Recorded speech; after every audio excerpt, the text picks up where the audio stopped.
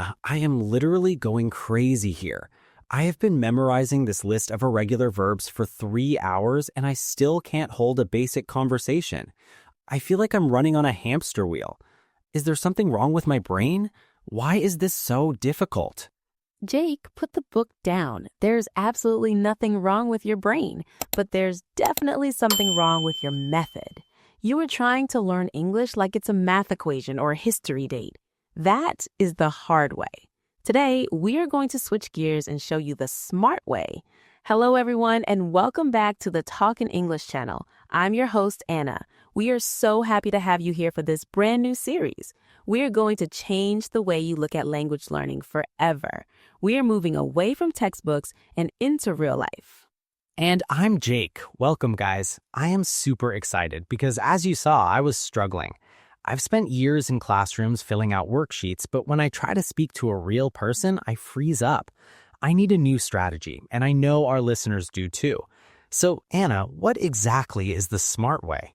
The smart way is about acquisition, not just learning. Learning is memorizing rules about the language. Acquisition is getting used to the language by using it. Think about how a baby learns. They don't study grammar books. They listen, they mimic, and they focus on communication, not perfection. We need to get back to that natural state. That makes sense, but it's scary for adults. We like rules. We like to know why a sentence is structured a certain way. If I stop studying grammar rules, won't I just make a million mistakes? I don't want to sound uneducated when I speak. I want to sound professional and smart. You will actually sound smarter if you focus on flow. When you obsess over rules, you hesitate, you translate in your head. That hesitation makes you sound unsure. The smart way focuses on input, listening and reading real content so your brain naturally absorbs the patterns. You will eventually feel when a sentence is wrong rather than knowing the rule for it. Okay, so I need to consume more English, but there is so much content out there. Do I watch the news? Do I listen to music? Sometimes I try to watch American movies, but they speak so fast that I get frustrated and turn on the subtitles in my native language. Is that helping me? It helps a little, but it's not the most efficient way. We call that passive entertainment, not active learning. For the smart way, you need comprehensible input. That means listening to English that is just a little bit above your current level. You understand 80% and you learn the other 20% from context. So I shouldn't be listening to complex scientific lectures if I'm still a beginner. That is a relief. I thought I had to force myself to understand difficult things. So the goal is to find materials that are interesting to me personally, right? Like things I would enjoy in my own language. Exactly. If you love soccer, watch soccer commentary in English. If you love cooking, watch American baking shows. When you are interested in the topic, your brain releases dopamine. That chemical actually helps you remember vocabulary better. You aren't studying, you are enjoying content that just happens to be in English. I love that idea. It takes the pressure off. Instead of study time, it's just entertainment time. But Anna, what about speaking? I can listen all day, but if I don't open my mouth, will I ever actually be able to have a conversation? I feel like I have a mental block. Speaking is a physical skill, like dancing or playing basketball. You can't learn it just by watching. You have to move your muscles. In this series, we will talk about techniques like shadowing and self-talk that allow you to practice speaking even if you don't have a partner. You have to bridge the gap between knowing a word and saying it. That is exactly what I need. I have all these words locked in my head, but they refuse to come out when I need them. I'm ready to start this journey. So to recap for our listeners, stop memorizing boring lists, find content you love, and focus on communication over perfection. You got it. We're going to break all of these concepts down into specific, actionable steps. We will cover vocabulary, listening, speaking, habits, and even technology. By the end of this series, you will have a complete toolkit for fluency. I am ready to throw away this grammar book and start living the language. Thank you for the introduction, Anna. This feels like a fresh start. I hope everyone listening is ready to change their routine and finally see some real results. Let's do this. It's going to be a great ride. Next, we are going to tackle the biggest enemy of fluency, the vocabulary list. We will teach you why lists fail and what you should do instead. Get ready to change how you learn words. Anna, I did what you said. I put away the grammar book, but now I have another problem. I have these flashcards with single words on them. One side says table, the other side says the word in my language. Is this also the hard way? Because I keep forgetting them the next day. Yes, Jake, that is definitely the hard way. Our brains are not computers. We don't store data in isolated lists. We store memories through associations and stories. When you learn a word like table all by itself, it has no hook to hang on to in your brain. It floats away. That explains so much. I can remember the word for 5 minutes, but if I try to use it in a sentence a week later, it's gone. So if flashcards are bad, how am I supposed to expand my vocabulary? I need words to speak. You need to learn context. Never learn a word alone. Always learn it inside a phrase or a full sentence. This is called chunking. Instead of learning decision, learn the chunk make a decision. Instead of shower, learn take a shower. Chunking. I like that word. So it's like learning Lego blocks instead of just the tiny plastic pieces. If I learn make a decision, I automatically learn the grammar too. I won't make the mistake of saying do a decision, which I know a lot of learners say. Exactly. That is the magic of it. You learn the vocabulary and the grammar simultaneously without even thinking about it. Plus, it helps with pronunciation. You learn how the words flow together. For example, take a shower sounds like tack a shower when a native speaker says it fast. So I should change my notebook. Instead of a list of words, I should have a list of sentences. If I hear a cool word in a movie, I should write down the whole line the actor said. That sounds like more writing, but maybe it's worth it. It is worth it. Let's try an example. Imagine you want to learn the word run. If you just look in a dictionary, you see it means to move fast. But in English, we use run in so many ways. Run a business, run out of time, run some errands. Wow, yeah, if I just memorized run equals move fast, I would be so confused if someone said, I have to run some errands. I would picture them jogging to the bank. Context really is king. It tells you the meaning of the word in that specific situation. Precisely. So when you learn a new word, ask yourself, who uses this? When do they use it? What words sit next to it? This is called collocation, words that naturally go together. Heavy rain, not strong rain. Strong coffee, not heavy coffee. Strong coffee. That is a collocation I need to remember.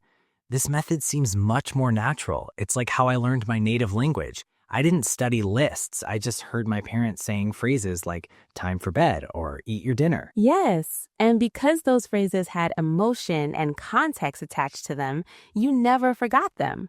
So try to attach emotion to your English learning too. If you learn a phrase, imagine a funny or serious situation where you would use it. Visualization helps memory. Okay, so here is my plan.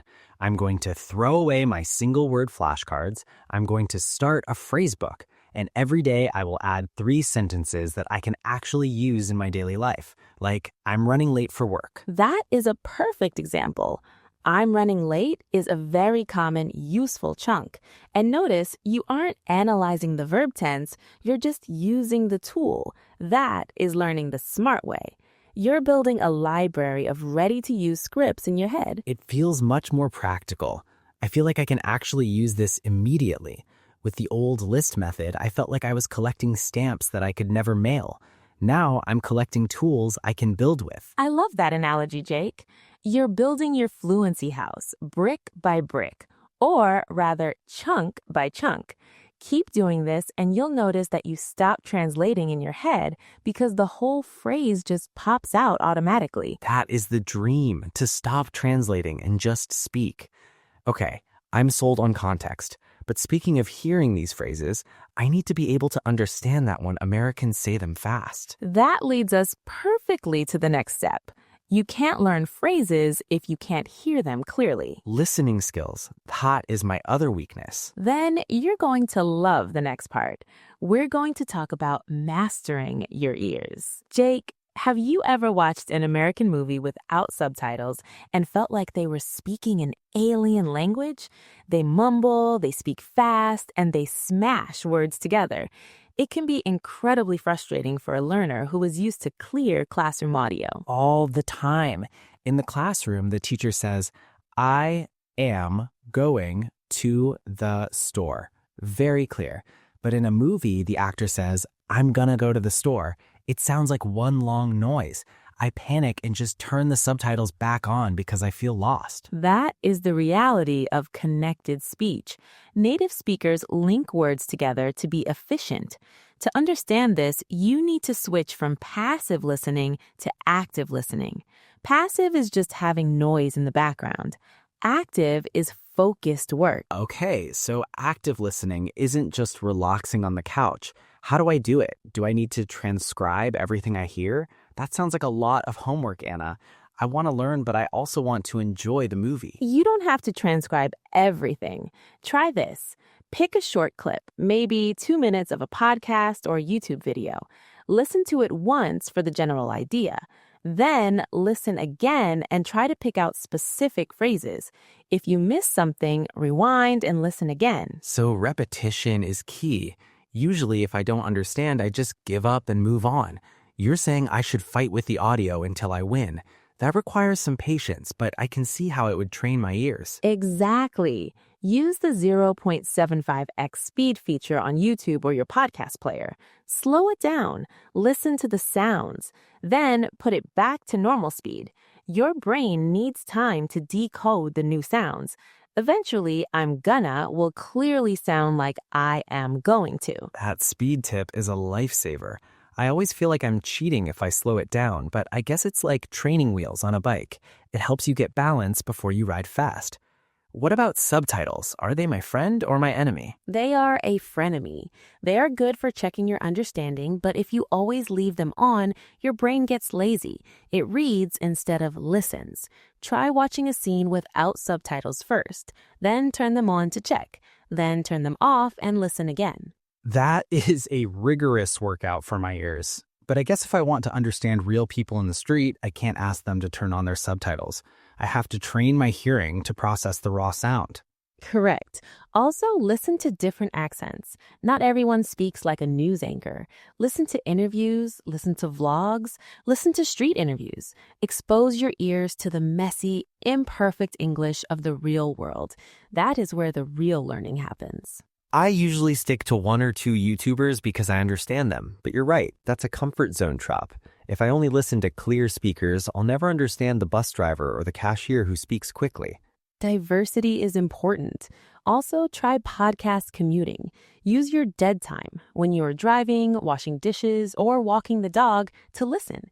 Even if it's somewhat passive, it keeps the rhythm of English in your brain. I have a 30-minute commute every day. That is 5 hours a week of listening time. I've been wasting it listening to the same old music. I'm going to download some English podcasts today. Do you have any recommendations? Well, Talkin' English is the best one, obviously. But seriously, find topics you care about. If you like technology, listen to tech news. If you like true crime, listen to crime stories.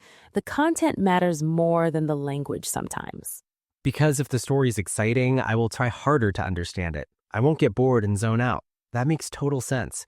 Motivation is half the battle in learning a language. Exactly. So your challenge is to do 15 minutes of active listening every day. Rewind, repeat, slow down. Train your ears like a muscle. Challenge accepted. I'm going to become a listening master. But Anna, listening is input. What about output? I want to speak, not just listen. That is the next step. Once you can hear the rhythm, you need to reproduce it. But I don't have a speaking partner. I live alone. You don't need a partner to practice speaking. Really? That sounds impossible. It's not. Next, we will talk about the speaking gym. Anna, you said I don't need a partner to practice speaking, but conversation implies 2 people. How can I improve my speaking if I'm just talking to the wall? I feel like a crazy person talking to myself in my apartment.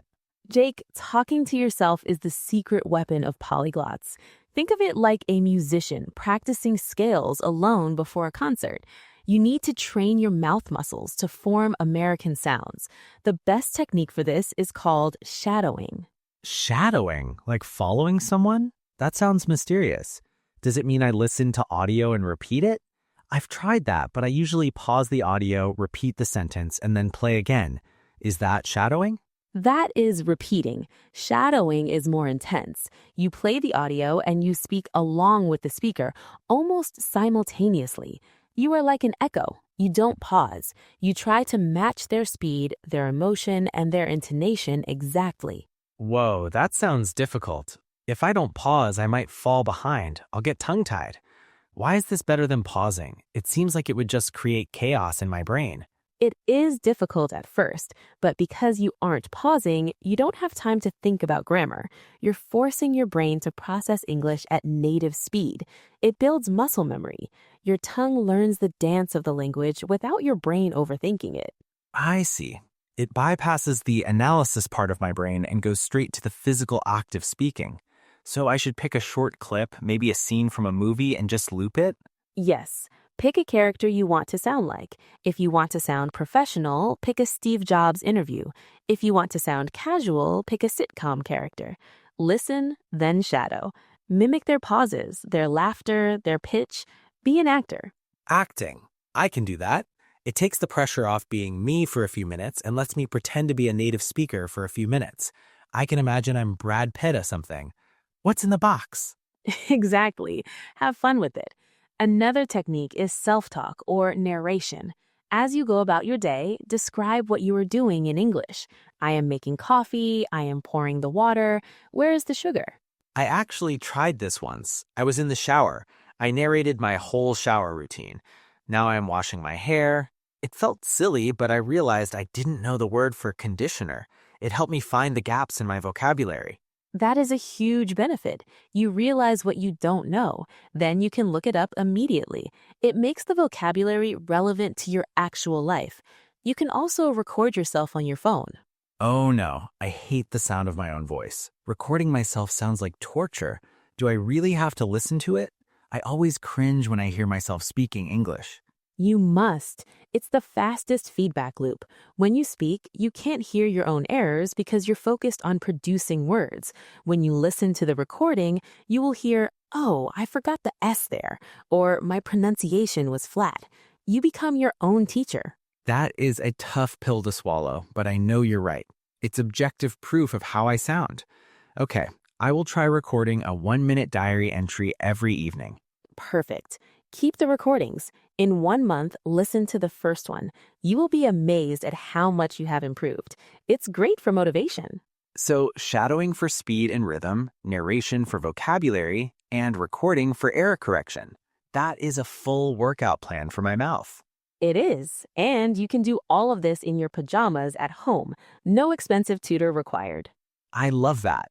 But Anna, when I do eventually speak to people, I want to sound cool. I don't want to sound like a textbook.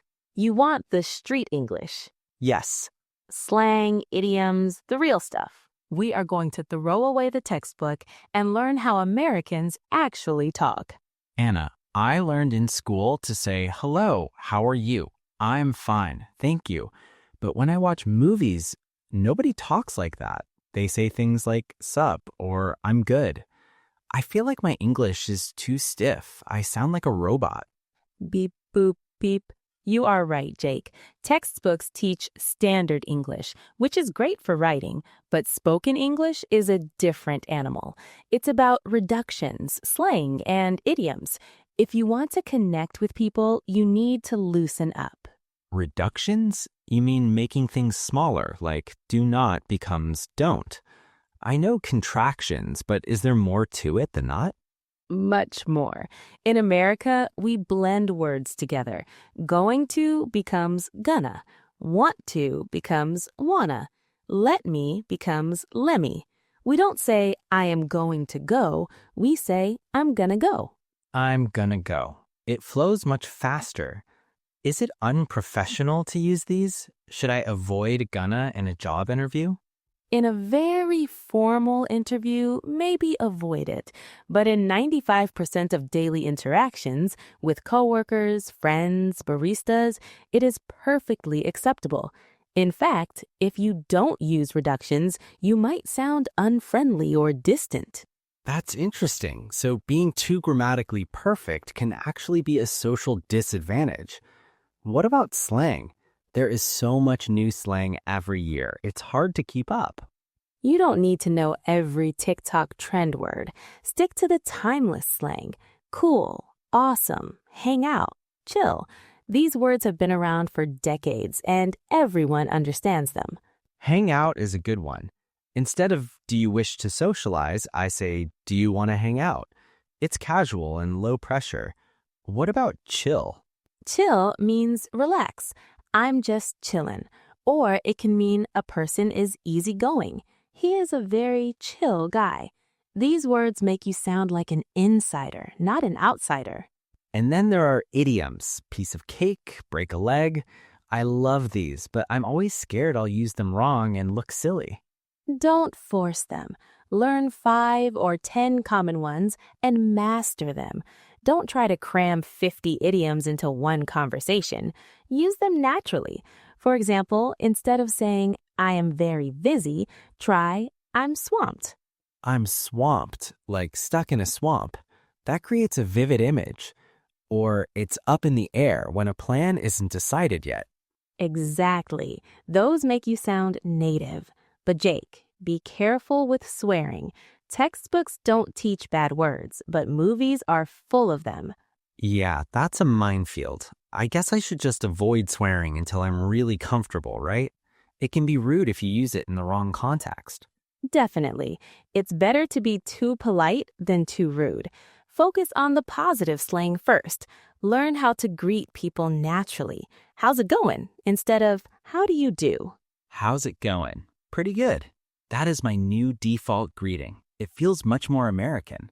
So, the lesson here is listen to how people actually speak, active listening from part 3, and copy their reductions and casual vibe. Don't worry about being textbook correct. It's about fitting in. Yes, but Jake, even with slang, there is one thing that stops people from speaking. It's not vocabulary, it's psychological. The fear. The fear of looking stupid. Yes. Next, we discuss the fear factor, why we get scared, and how to beat it. Jake, let's be honest. Why do you hesitate before you speak? You know the words, you know the grammar, but the words get stuck in your throat. What is happening there? It's the fear of judgment, Anna. I imagine that everyone is listening to me and searching for my mistakes. I feel like if I use the wrong verb tense, they will laugh at me or think I'm stupid. It's paralyzing. This is what linguists call the affective filter. It's a wall of anxiety that goes up in your brain. When you're stressed, the language center of your brain literally shuts down. You become dumber because of fear. That is exactly how it feels. I know the answer, but my brain freezes. How do I lower this wall? I want to be confident, not terrified. First, you have to realize the spotlight effect. You think everyone is looking at you with a spotlight, but in reality, people are busy thinking about themselves. They don't care about your grammar, they care about the message. So if I communicate my idea, even with broken English, that's a success. I need to stop aiming for perfection. Perfection is the enemy of fluency. If you wait until you can speak perfectly, you'll be silent forever. You have to embrace the ugly stage. You have to be willing to sound a little silly to get better. Embrace the ugly stage. That's hard for my ego. I want to sound smart, but I guess children learn fast because they don't have egos. They make mistakes and laugh. Exactly. Adopt a child's mindset. Be curious, not critical. When you make a mistake, don't say, I am stupid. Say, oops, I'm learning. Reframe the mistake as proof of progress. That's a powerful shift. Mistakes are not failures, they are data. They tell me what I need to practice.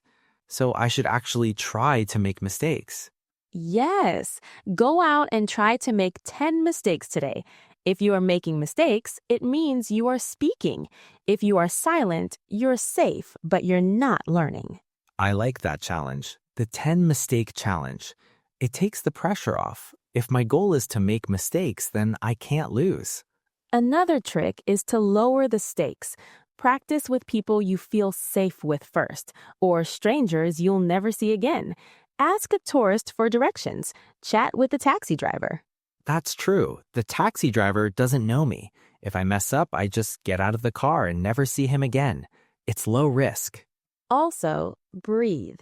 It sounds simple, but when we're nervous, we stop breathing. That tells our brain there is danger. Take a deep breath before you speak. It calms the nervous system.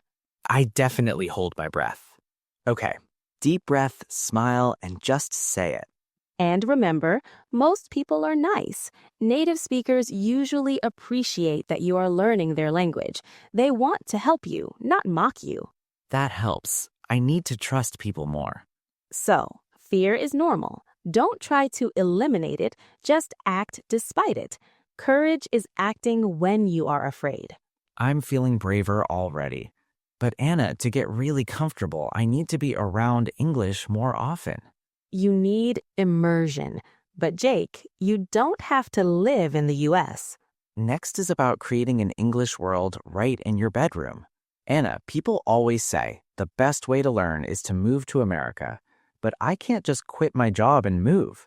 Is it possible to get fluent living in my home country? Absolutely.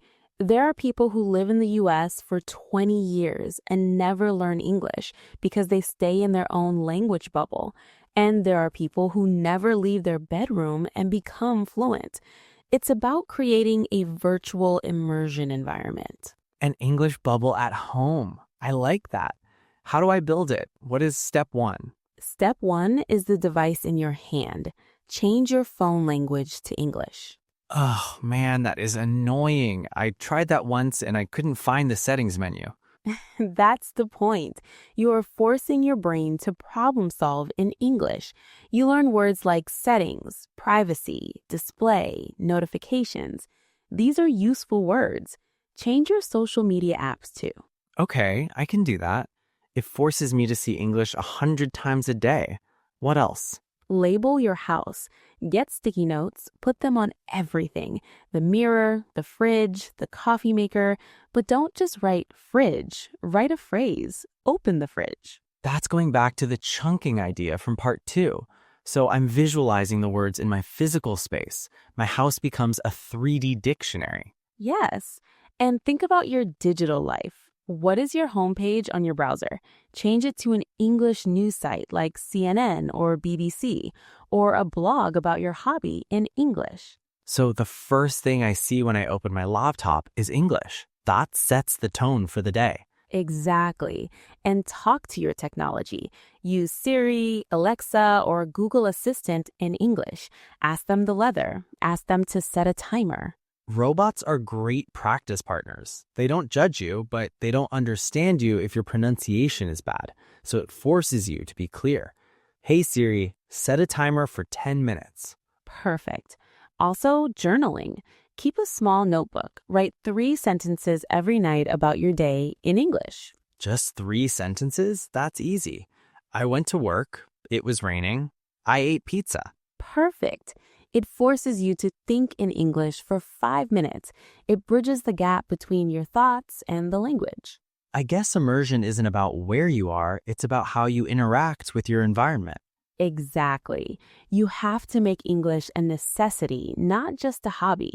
If you need English to use your phone, read the news, and talk to Alexa, your brain will prioritize it. I'm going to change my phone language right after this recording. I hope I don't delete all my photos by accident. You'll be fine. It's all about building habits. Habits. That is the magic word. It is. You can't just do this once a month. You need consistency. How to fit all this into a busy life? Anna, I am busy. I have a job, I have friends, I have a cat who needs attention. I don't have 2 hours a day to study English. How do people find the time? Jake, you don't need 2 hours. This is the biggest myth in language learning. You think you need a marathon study session, but actually, consistency beats intensity. Really? So studying a little bit every day is better than a huge session on the weekend? 100%. 15 minutes every day is far superior to 5 hours on Sunday. Why? The total time is the same. Because of the forgetting curve, your brain forgets things quickly if it doesn't use them. If you study on Sunday and don't touch English until next Sunday, you spend the first 3 hours just remembering what you learned last week. That is so true. I always feel like I'm starting over every week. If you do 15 minutes a day, you keep the engine warm. The language stays active in your short-term memory and moves to long-term memory. But 15 minutes? Is that really enough to make progress? Yes, if it is focused.